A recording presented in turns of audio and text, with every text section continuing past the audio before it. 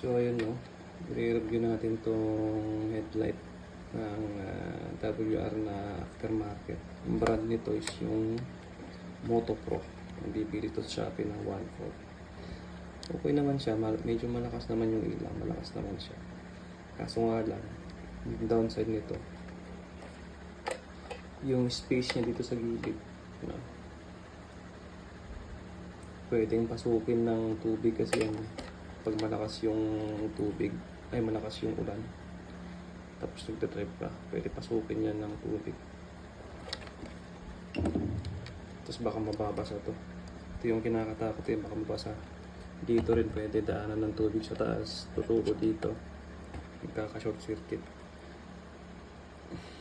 Maganda naman siya, kaso yung nga yung downside niya eh, walang seal. Dito na saksakan, ito yung ano niya, yung high beam, low beam niya. Tapos ito yung turn signal. Ito yung turn signal. Hindi ko na kinabit yung turn signal kasi hindi ako marunong mag-modify ng ano yung mga kable-kable. Pero goods naman siya kahit hindi mo na ikabit to kasi may turn signal naman yung motor. So ito lang high beam, low beam lang yung ikakabit mo. Tapos goods na yan, iilaw na yan. Kahit hindi yan ikakabit itong mga to. Tapos isa pa yan, wala siyang parking light. Parking light ba tawag ito? Yung maliit dito. Wala siyang gano'n. So yung ginawa ko na lang, ito na, bumili na lang tayo ng mismong LED bulb. Yung ipapalit natin yung sa halogen. Ito yung stock halogen ng ano, ng WR. Ito kasi problema nito, kung dito na yung high beam nito eh, hindi na gumagana, yung low beam, hindi na gumagana yung low beam nito eh. Kaya bumili na lang tayo ng parehas na ano, na bulb. Parehas yung socket nila. Ayan. Pinagkaiba nga lang ito, wala siyang ganyan. Ito sa yung aftermarket na left side. Ayan. Wala yung nakalagay dito. Parang lock kasi yan. Yung lock niya. Para hindi siya iikot, hindi siya nagagalaw. Pero okay naman, kasya naman siya. Ito yung ano, yung stock pala ng WR. Yan, kasya naman siya. Kaso nga lang, gumagalaw siya. Pero, gagawan natin yung paraan niya. Para hindi gagalaw.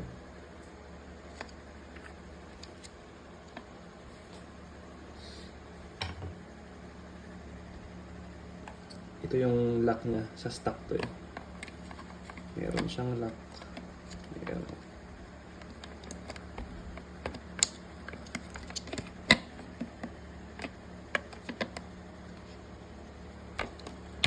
Yan, nilalak mo siya.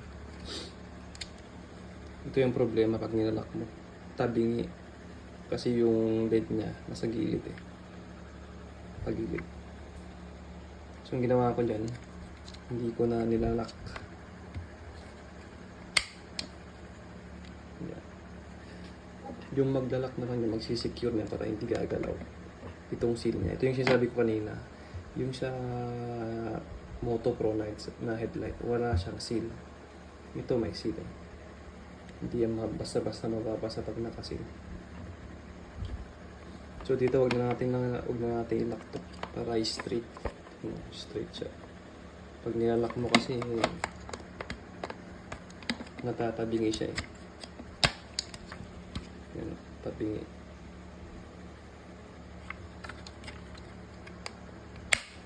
So ganyan na lang.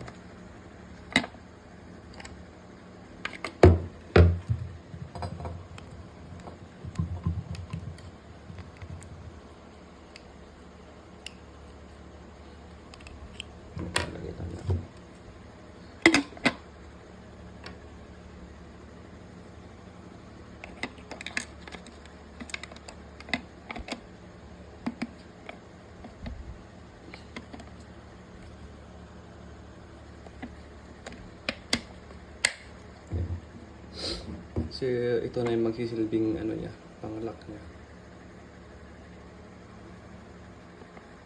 Tingnan natin yan. Hindi baliktad. Tingnan pa siya.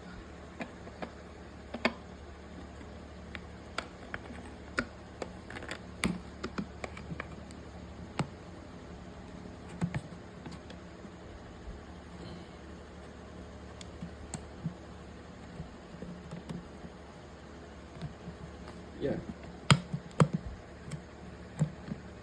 Yan o. Secure na secure o. Hindi basta makakapasok yung tubig dyan kasi nakasil.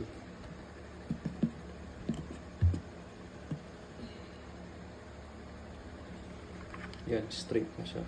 Tapos hindi na siya magagalaw kasi yung parang lock niya, itong ano, yung seal niya.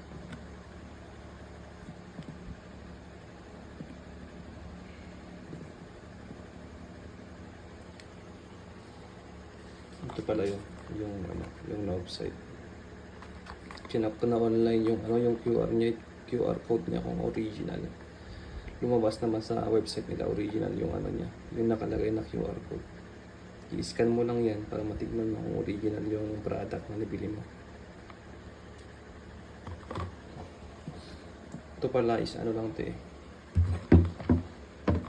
30 watts na ilang lumens yun. 7,500 lumens yung nakalagay sa ano nila, sa website nila. Ito naman 35 watts na ano, na halogen. Ito yung 30 watts na LED. Pero malaki pa rin yung diferensya ng ano nila, yung brightness nila. Ito 600 lumens lang to. Itong 30 watts na to, mga 7,500 lumens yung claim sa website nila na brightness niya. So okay lang na mas mababa yung watts nito kasi mas maliwanag. Meron din sila dito eh. May binili din ako ano. Ito yung parking light niya. Gumagana pa rin naman siya kaso mahina na. Kasi 3 years na to eh. 3 years na tong yung headlight na to eh. Na ginagamit ko na 3 years. So bumili din ako ng T10 socket. Ito ang socket. T10 naman yung tawag dito. T10 na socket. Pag bumili ka sa knob site, dalawa yan. 100 yung dalawa. Katikit. Katikit sila. So, yung gagawin dyan, puputulin mo lang. Pwede mo siyang putulin. Gano'n mo lang. Kasi isa lang naman yung kakailanganan natin. Eh. So, ito yung parking light niya. Nakakapit lang natin. Yan. Ganyan mo lang. Kasi ito yung original niya eh. Ito yung stock niya na halogen din. Bulb. Medyo mahina na siya. So, nagpalit din ako ng T10 na bulb. Ito yan.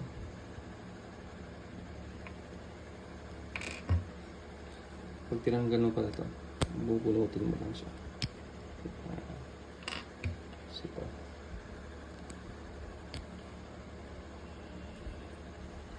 Bale, fast forward nyo na lang kung ano. Gusto nyo makita yung diferensya niya. So, kakapit pa natin.